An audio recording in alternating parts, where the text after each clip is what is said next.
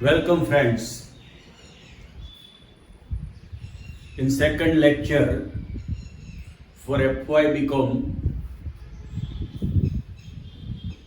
તમને મેં પહેલા લેક્ચરની અંદર કીધું હતું કે પહેલા તો ગુજરાતી મીડિયમમાંથી જે લોકો ઇંગ્લિશ મીડિયમમાં ટ્રાન્સફર થાય છે એને એકાઉન્ટના એક વર્ડ ગુજરાતીમાં જે તમે ભણ્યા હતા એને ઇંગ્લિશમાં શું કહેવાય એની આખું મટીરિયલ મેં ડિસ્ક્રિપ્શન બોક્સમાં નાખેલું છે, તમે જોયું પણ હશે અને એ બરાબર 2-3 વખત જોઈ જાજો એટલે ઇંગ્લિશની અંદર જે ગુજરાતી ભણતા એને શું કહેવાય તમને ખબર પડશે. આજે તમને ભણાવવાના હું શ્રી ગણેશ કરું છું. તમારે 2 એકાઉન્ટ આવશે એફવાય ની અંદર. એક ફાઇનાન્શિયલ એકાઉન્ટ, એ કમ્પલસરી હોય છે બધા માટે, અને બીજું એકાઉન્ટિંગ એન્ડ ફાઇનાન્સ, આ ઓપ્શનલ હોય છે પણ છતાં રાખજો એ જો એકાઉન્ટ ભણવાની અંદર તમને ઇન્ટરેસ્ટ વધારે હોય તો, અને એ જ ભણવું જોઈએ ખરેખર કોમર્સમાં. તો ફાઇનાન્શિયલ એકાઉન્ટ સિલેબસની ડિસ્કશન અત્યારે કરવી બરાબર મને નથી લાગતી, ટાઈમ વેસ્ટ કરવા જેવો, કારણ કે બધાને ખબર પડશે શું સિલેબસ છે. તો ફાઇનાન્શિયલ એકાઉન્ટમાં ડિરેક્ટ ફર્સ્ટ મોસ્ટ ઇમ્પોર્ટન્ટ અને ટફ ચેપ્ટર જેને બધા કહે છે, હું નથી કહેતો, બધા એને ટફ ચેપ્ટર કહે છે પણ હું એને બહુ ઈઝી ચેપ્ટર કહું છું. એ આજે સ્ટાર્ટ કરવું છે. પેલું જ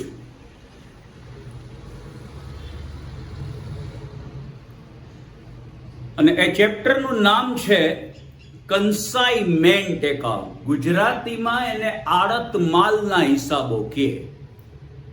આ આડત માલના હિસાબ એને ઇંગ્લિશમાં કન્સાઇનમેન્ટ એકાઉન્ટ કહે.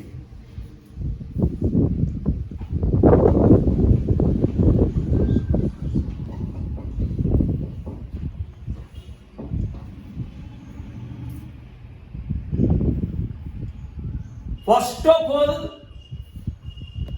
question is that what is consignment? Consignment કોને કહેવાય? Listen me, here definition. Consignment means some quantity of goods sent by owner of goods to anywhere for sale on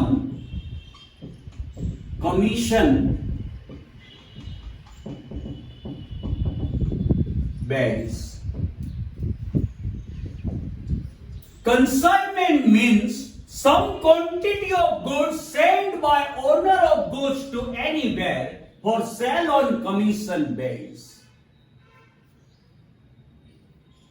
Consignment નો મતલબ શું? તો કે માલના માલિક દ્વારા પોતાનો માલ ક્યાંય પણ કમિશનથી વેચવા માટે મોકલવામાં આવે તો એને કન્સાઇનમેન્ટ કહેવાય. બહુ સિમ્પલ. જો ઇંગ્લિશ મીડિયમ થી બીવાનું નથી, એકાઉન્ટ થી બીવાનું નથી. કન્સાઇનમેન્ટ એકાઉન્ટ અઘરું છે?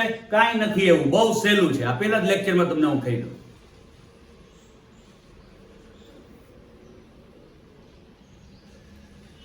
માલના માલિક દ્વારા માલનો અમુક જથ્થો ક્યાંય પણ કમિશન થી વેચવા માટે મોકલવામાં આવે તો એને કન્સાઇનમેન્ટ કહેવાય.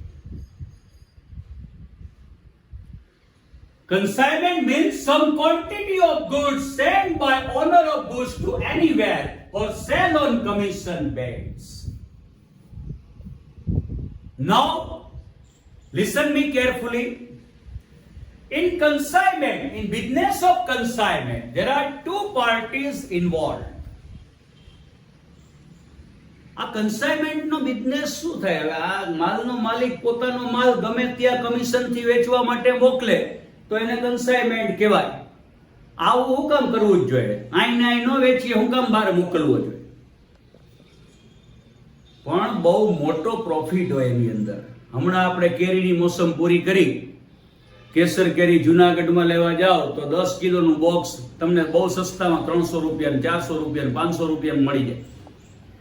પણ એ જ કેસર કેરી મુંબઈની અંદર લેવા જાઓ તો 1000 રૂપિયાની ડઝન મળે. તો જુનાગઢની જે કેસર કેરી છે એ મુંબઈ તમે વેચવા માટે મોકલો તો કેવડો મોટો પ્રોફિટ થાય, કેવડો મોટો ગાળો મળે. આવું તમે કરો એને કન્સાઇનમેન્ટ કહેવાય. જુનાગઢનો માલ અહીંથી મુંબઈ તમે વેચવા માટે મોકલો કમિશનથી, એને કન્સાઇનમેન્ટ કહેવાય. તો consignment means some quantity of goods sent by owner of goods to anywhere for sale on commission base.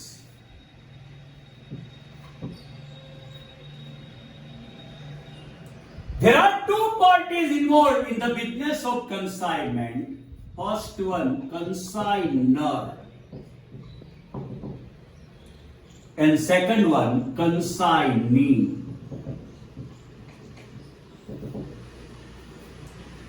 First one consignor and second one consignee.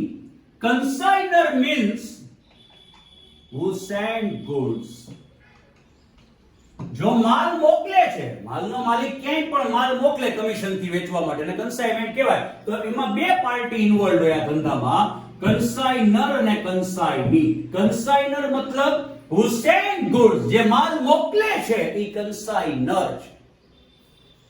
પોતાનો માલ ક્યાંય પણ મોકલે, જે મોકલનાર છે માલ એને કન્સાઇનર કહેવાય. કન્સાઇની means receiver.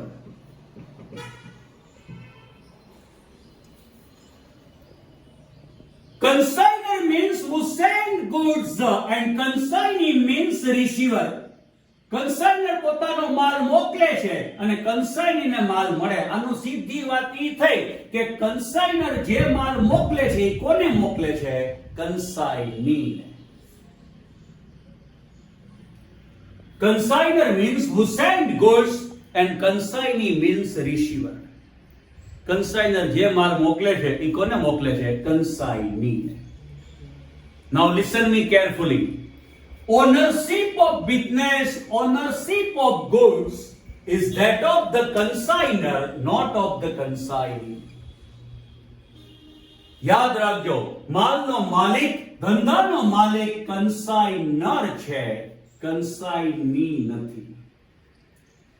Ownership of goods is that of the consignor, not of the consignee, and therefore responsibility of every profit and loss and expenditure in the business is that of the consignor, not of the consignee.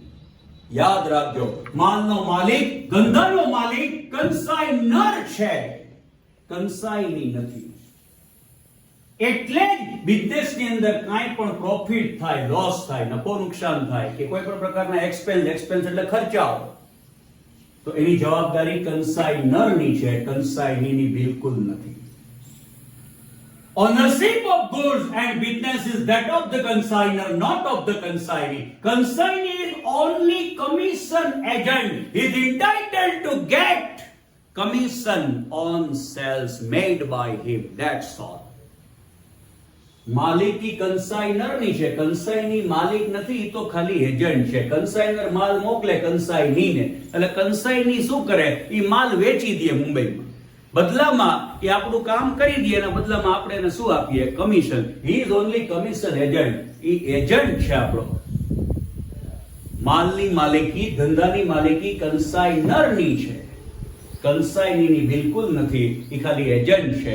એટલે બિઝનેસમાં કાંઈ પણ profit થાય, loss થાય કે expense થાય, ખર્ચાઓ થાય, તો એ ભોગવવાની જવાબદારી કન્સાઇનરની છે, કન્સાઇનીની હરગીઝ નથી. આ ત્રણ વસ્તુ પહેલા તમને બરાબર આવડવી જોઈએ. Consignment. What is consignment? Consignment means some quantity of goods sent by owner of goods to anywhere for sale on commission base. માલના માલિક દ્વારા પોતાનો માલ ક્યાંય પણ કમિશનથી વેચવા માટે મોકલવામાં આવે તો એને કન્સાઇનમેન્ટ કહેવાય. There are two parties involved in the business of consignment. Consignment ના business માં બે party involved હોય, એક consignor હોય, એક consignee હોય. Consignor મતલબ who send goods, જે માલ મોકલનાર છે એને consignor કહેવાય. Consignor કોને માલ મોકલે તો કે consignee ને. Consignee is receiver. આને માલ મળે છે. Remember, ownership of goods and business is that of the consignor, not of the consignee. માલની માલિકી, ધંધાની માલિકી consignor ની છે, consignee ની નથી. Consignee is only commission agent, આ માત્ર commission agent છે અને જેટલો માલ વેચશે એના બદલામાં એને શું મળશે? કમિશન મળશે. આથી વિશેષ એનું કઈ મહત્વ છે નહીં. તો માલની માલિકી, ધંધાની માલિકી consignor ની છે એટલે કાંઈ પણ પ્રોફિટ લોસ થાય, એક્સપેન્સ થાય તો ભોગવવાની જવાબદારી કોની છે? consignor ની, consignee ની નહીં. Now next important thing, accounting treatment of consignment business.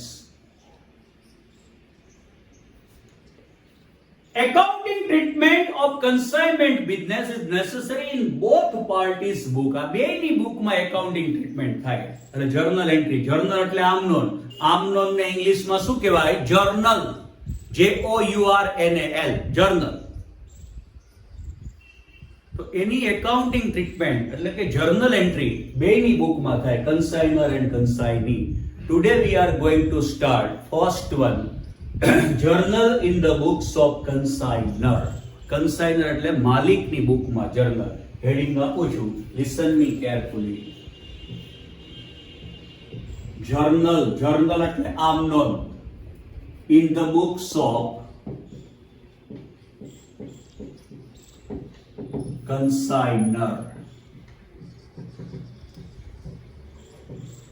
જો બધાયનું કહેવાનું એવું છે કે આ ચેપ્ટર ટફ છે. હું એમ કહું કે હા ઈઝી છે. લ્યો તમે ખુદ કહેશો, એક એક લેક્ચર બરાબર એટેન્ડ કરશો ને કઈ એટલી પ્રેક્ટિસ કરશો તો. ના, કન્સાઇનર એટલે જે માલ મોકલે છે, માલનો માલિક છે, એની બુકમાં journal. First one, when goods sent, માલ મોકલો ત્યારે. કન્સાઇનરે માલ મોકલો. Now you all know very well that goods sent by consignor to consignee. Consignor consignee ને માલ મોકલે તો consignee ને માલ મળે. Consignee becomes a receiver and according to rule receiver account always debited. કન્સાઇનરે માલ મોકલ્યો કન્સાઇની ને તો કન્સાઇની ને માલ મળ્યો અને માલ મળે તો એ લેનાર થયો કન્સાઇની. રૂલ એવો છે કે લેનાર હોય તો ઉધાર, તો કન્સાઇની ખાતે ઉધારવું જોઈએ, કન્સાઇની એકાઉન્ટ ડેબિટ કરવું જોઈએ ને?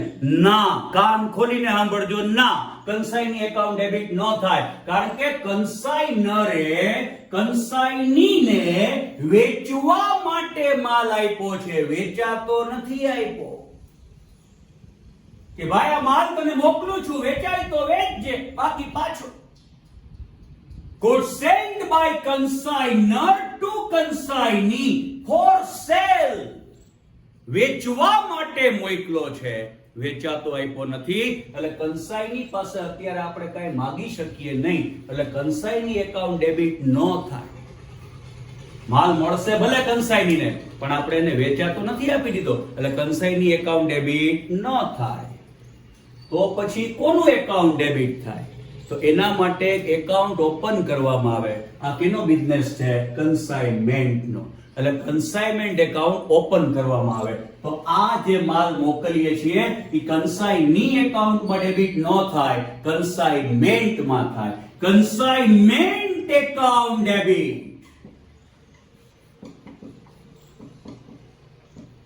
ઉધાર લખતા અહીંયા ડીઆર લખવાનું. આ બરાબર સમજજો જે લોકો ટ્રાન્સફર થાય છે ઇંગ્લિશ મીડિયમમાં.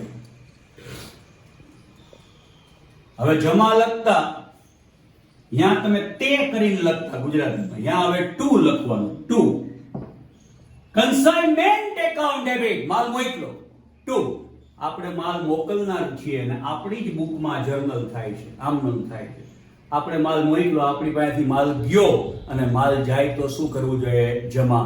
goods goes out, it must be credited. તો કયા એકાઉન્ટમાં ક્રેડિટ થાય? To goods sent on consignment account.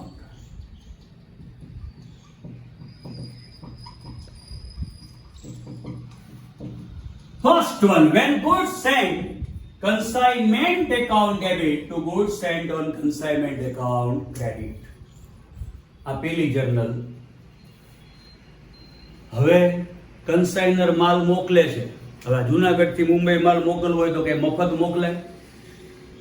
એમાં એક્સપેન્સ થાય, ખર્ચા થાય, ટ્રાન્સપોર્ટેશન, એનો ઇન્સ્યોરન્સ, આ બધા એક્સપેન્સ થાય.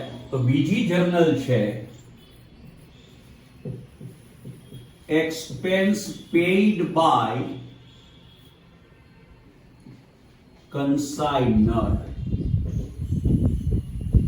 માલ મોકલનાર કોણ છે? કન્સાઇનર. એને માલ મોકલો ત્યારે અમુક ખર્ચા કર્યા, ટ્રાન્સપોર્ટેશન, ઇન્સ્યોરન્સ એટસેટ્રા, આ બધા. તો યાદ રાખજો, જો તમને મોઢે બોલતા ન કરી દઉં તો કેજો હું કહું એટલું કરજો. યાદ રાખો રૂલ.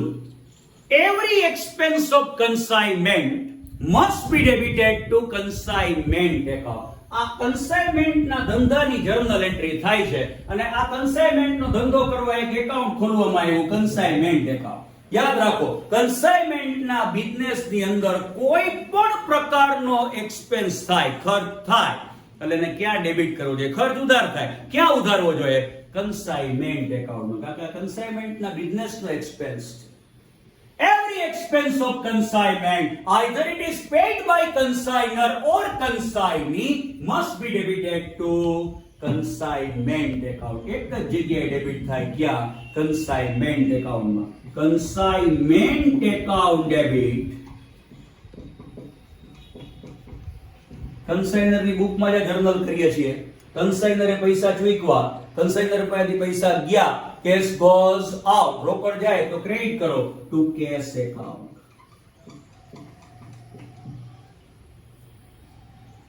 ચાલો, અહીંથી ટ્રક ઉપડ્યો, મુંબઈ પહોંચી ગયો. મુંબઈ પહોંચ્યો ત્યાં કંસાઈની ઊભો તો. કંસાઈની એ બાલ બધો સંભાળી લીધો, આપણે એને જ મોકલેલો છે. એ માલ સંભાળીને ઘરે જતો હતો તો એક્સપેન્સ કરવા પડ્યા એને. ઓક્ટ્રોય, આ તે બધા એક્સપેન્સ થતા હોય ધંધામાં, તો એ એક્સપેન્સ કંસાઈનીએ પે કરેલા છે. Third one, expense paid by consignee.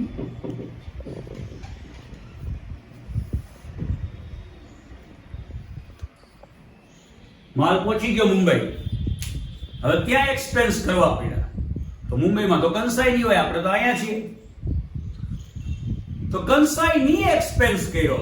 મેં તમને હમણાં જ કીધું, every expense of consignment, either it is paid by consignor or consignee, doesn't make any difference. All expense of consignment must be debited to consignment account only. ધંધાની અંદર, કન્સાઇનમેન્ટના ધંધાની અંદર કોઈ પણ ખર્ચ થાય પછી કન્સાઇનર ચૂકવે કે કન્સાઇની ચૂકવે, એક જ જગ્યાએ ખર્ચ છે એટલે ડેબિટ થાય. ક્યાં ડેબિટ થાય? કન્સાઇનમેન્ટ એકાઉન્ટમાં. Consignment account debit.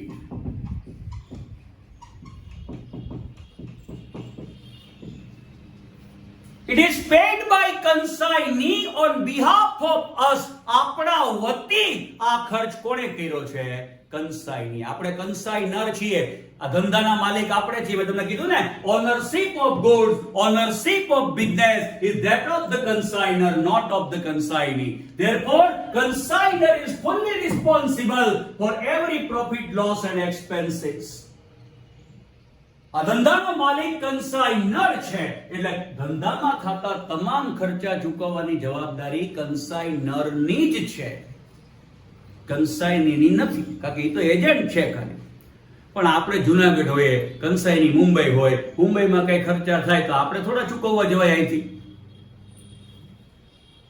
કંસાઈનીને આપણે કહી દીધું હોય કે ભાઈ હમણાં ચૂકવી દે, પછી તને આ પૈસા અમે આપી દેશું. તો ઓન બિહાફ ઓફ અસ, આપણા વતી આ ખર્ચ કોણે કર્યો? કન્સાઇનીએ કર્યો. પહેલા તો એની ઇફેક્ટ શું? It's a expense and expense must be debited to consignment. ધંધાનો કોઈ પણ ખર્ચ છે ક્યાં ડેબિટ થાય? કન્સાઇનમેન્ટમાં. એટલે એક તો કર નાખ્યું કન્સાઇનમેન્ટ એકાઉન્ટ ડેબિટ. આ કોણે પે કર્યા? કન્સાઇનીએ ઓન બિહાફ ઓફ અસ, આપણા વતી કન્સાઇનીએ ચૂકવા. તો હવે આ રૂપિયા આપણે કન્સાઇનીને આપી દેવા પડે. કન્સાઇની આપણો લેણદાર થાય. લેણદારને ઇંગ્લિશમાં ક્રેડિટર કહેવાય. લેણદાર ખાતે હંમેશા શું થાય? જમા. તો આ રૂપિયા આપણે આપવાના થાય છે કન્સાઇનીને, આપણા વતી એને ખર્ચ કર્યો છે. તો આ ક્યાં ક્રેડિટ કરવા જોઈએ? To consignee account. આ બધું બરાબર સમજવું પડે તો કન્સાઇનમેન્ટ ઈઝી લાગે. ડાયરેક્ટ તમે એકાઉન્ટ બનાવવા માંડો તો ન આવડે. આ કોઈ એકાઉન્ટ અઘરું ક્યારેય છે નહીં, એને બરાબર શીખવામાં આવતું નથી. હવે એના પછી ચોથી જર્નલ, ફોર્થ વન,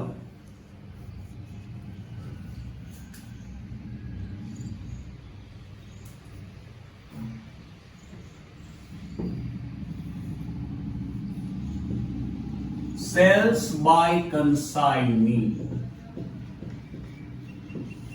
હવે કન્સાઇની નું કામ શું છે? આપણે હુકમ માલ મોકલ્યો એને સેલ કરવા માટે, તો કન્સાઇની સેલ કરશે. Now goods sold by consignee. થોડા ટાઈમ પછી કન્સાઇની આપણને મેસેજ કર્યો કે મેં goods વેચી નાખ્યો છે. Now our goods આપણો છે, sold by consignee. Now consignee becomes our debtor and debtor account always debited. હવે આપણો માલ કોણે વેચ્યો? કન્સાઇનીએ.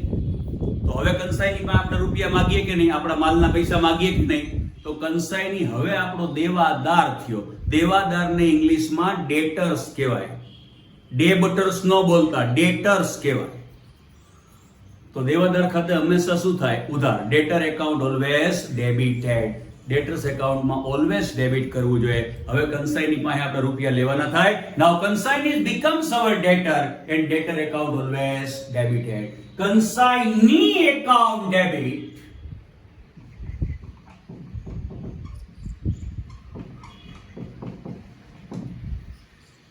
માલ મોકલ્યો તો કન્સાઇનમેન્ટ એકાઉન્ટ ડેબિટ કર્યું. હવે માલ વેચાઈ ગયો, એને કાઢી નાખો. ડેબિટ કર્યું હતું, હવે વેચાઈ ગયો માલ, એને કાઢી નાખવો હોય તો શું કરવો પડે? Credit two consignment account.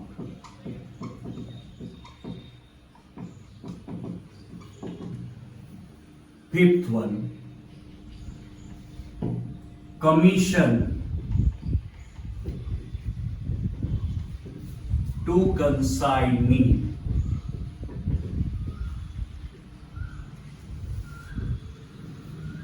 હવે આપણે કમિશન આપવું પડશે. આપણો માલ વેચી આપ્યો કોણે? કન્સાઇનીએ. તો આપણે એના બદલામાં એને કમિશન આપવું પડે. તો કોઈ પણ કમિશન આપીએ એ એક્સપેન્સ કહેવાય, ખર્ચ કહેવાય. તો મેં તમને હમણાં જ કીધું, એક જ રૂલ બધે લાગુ પડે છે. Every expense of consignment must be debited to consignment account. કોઈ પણ ખર્ચ થાય એ આ ધંધાનો ખર્ચ થયો એટલે એક જ જગ્યાએ ડેબિટ થાય. જો બહુ સિમ્પલ છે, આમાં કઈ અઘરું છે નહીં. ક્યાં ડેબિટ થાય? કન્સાઇનમેન્ટમાં. Consignment account debit.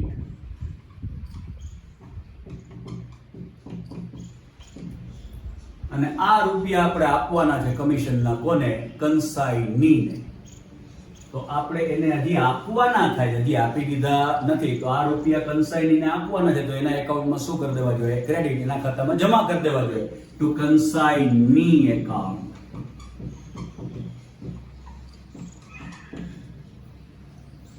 આ 5 જર્નલ આની બેઝિક છે. પેલા આટલું આવડતું હોવું જોઈએ, પછી આની અંદર આગળ વધી શકાય. મોટા ભાગે આજે હું ગુજરાતી વધારે બોલ્યો છું, ખાસ કરીને જે લોકો ગુજરાતીમાંથી ઇંગ્લિશમાં ટ્રાન્સફર થાય છે એ લોકો માટે. તો એને બરાબર સમજાણું હશે એવી આશા રાખું છું. આ લેક્ચર 2-3 વાર બરાબર એટેન્ડ કરજો, સાંભળજો, જોજો બરાબર. અને પછી હવે નેક્સ્ટ લેક્ચર થી આના સમ કરાવવા તરફ, આના દાખલા કરાવવા તરફ હું આગળ વધીશ. તો બરાબર ધ્યાનથી આ લેક્ચર સમજજો. અને કાંઈ પણ પ્રોબ્લેમ હોય તો કોમેન્ટ કરી શકો છો, કાંઈ પણ ન સમજાય તો પૂછી શકો છો, ક્યારેક પણ કોલ કરી શકો છો, આ બધી તમને છૂટ છે। अब सारे गुजरात और सारे भारत के स्टूडेंट के लिए भी बोल देता हूं, ये कंसाइनमेंट अकाउंट का लेक्चर मैंने आपके लिए आज तैयार किया है, तो आप सब इसको जरा डीप से समझिए, 2-3 बार इसका अभ्यास कीजिए, और कोई भी प्रॉब्लम है तो कमेंट बॉक्स में कमेंट भेज सकते हैं, मैं उसका आंसर आपको दूंगा। Wish you best of luck, thank you very much.